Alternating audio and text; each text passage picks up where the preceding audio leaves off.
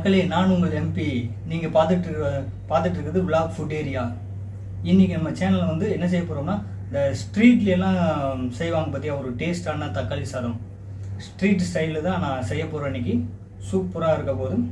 வாங்க வீடியோக்குள்ளே போயிடலாம், டைம் வேறு ஆச்சு. அடுப்பை வச்சுட்டு குக்கர் வச்சுக்கோங்க. குக்கர் தான் இன்றைக்கி பண்ண போகிறோம். அதில் தேவையான அளவு ஆயில் வந்து கொஞ்சம் சேர்த்துக்கோங்க. நல்லெண்ணெயில் செஞ்சிங்கன்னா செம டேஸ்ட்டாக இருக்கும். எண்ணெய் வந்து சூடானதும் 3 பே லீஃப் சேர்த்துக்கலாம். அது கூடவே பட்டை, இந்த மாதிரி ஒரு 2 துண்டு பட்டையை சேர்த்துக்கோங்க. அப்புறம் 2 கிராம்பு சேர்த்துக்கலாம். அது கூட சோம்பு வந்து 1 ஸ்பூனுக்கு வச்சுருக்கேன், அதையும் சேர்த்துக்கலாம்.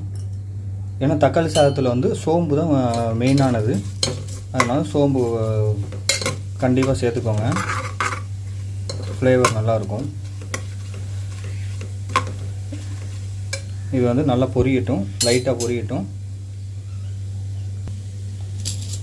பாருங்கள், நம்ம போட்ட பேலீஃப் இதெல்லாம் வந்து நல்லா பொரிஞ்சிட்ருக்கு. அந்த டைமில் ஒரு மீடியம் சைஸ் வெங்காயம் வந்து இந்த மாதிரி நீட்டமாக கட் பண்ணிக்கோங்க. கட் பண்ணிவிட்டு அதையும் சேர்த்துக்கலாம்.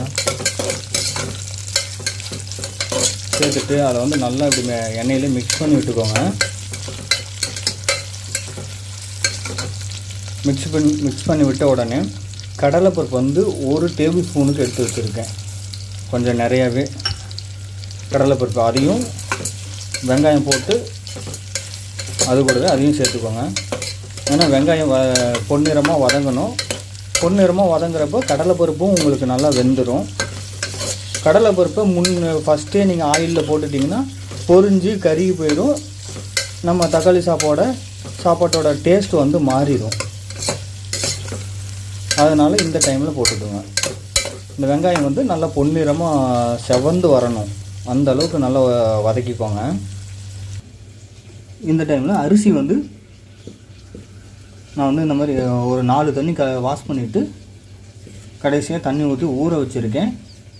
ஒரு 5 நிமிஷத்துக்கு ஊற வச்சுக்கலாம். வெங்காயம் வந்து பொன்னிறமாக வந்ததும் வரமிளகா வந்து ஒரு 4 மிளகா சேர்த்துக்கோங்க. சேர்த்துட்டு அதை இப்படி ஒரு கிண்டி விட்டுக்கோங்க.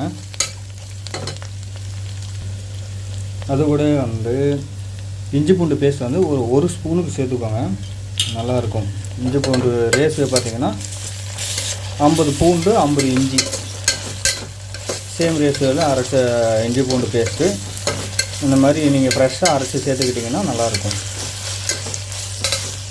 அதை வந்து நல்லா மிக்ஸ் ஆகிற மாதிரி நல்லா கிண்டி விட்டுக்கோங்க.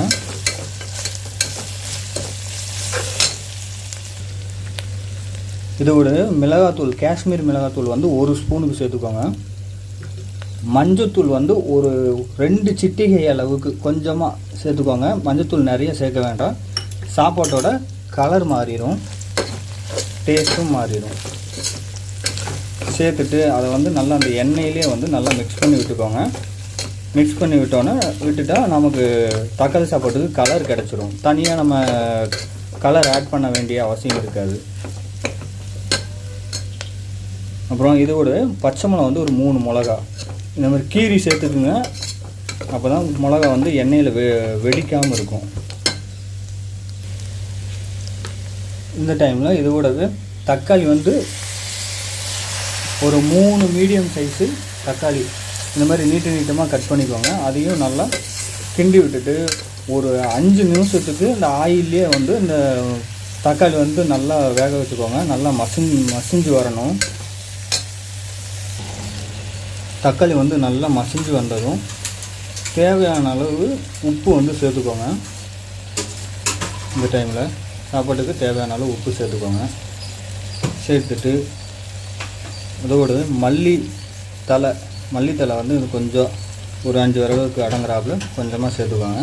சேர்த்துட்டு அதையும் நல்லா மிக்ஸ் பண்ணி விட்டுக்கோங்க. மிக்ஸ் பண்ணி விட்டுட்டு உடனே தண்ணி வந்து தேவையான அளவு சேர்த்துக்கோங்க. அதாவது அரிசி எவ்வளோ எடுக்கிறீங்களோ அதுக்கு டபுளாக நீங்கள் தண்ணி வந்து சேர்த்துக்கோங்க. தேவையான அளவு தண்ணி சேர்த்துக்கோங்க. சேர்த்துட்டு தண்ணி ஊற்றிட்டு நல்லா மிக்ஸ் பண்ணி விட்டுக்கோங்க. மிக்ஸ் பண்ணி விட்டு தண்ணி வந்து ஒரு கொதி வரட்டும். லைட்டாக ஒரு கொதி வந்தோன்னா நம்ம அரிசி வந்து சேர்த்துக்கலாம். தண்ணி வந்து நல்லா கொதிக்க ஆரம்பிச்சிருச்சு. இந்த டைமில் அரிசி வந்து சேர்த்துக்கலாம்.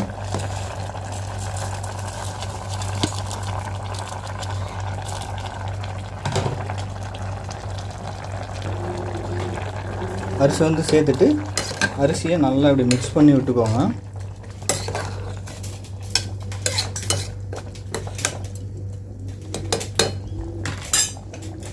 மிக்ஸ் பண்ணி விட்டுட்டு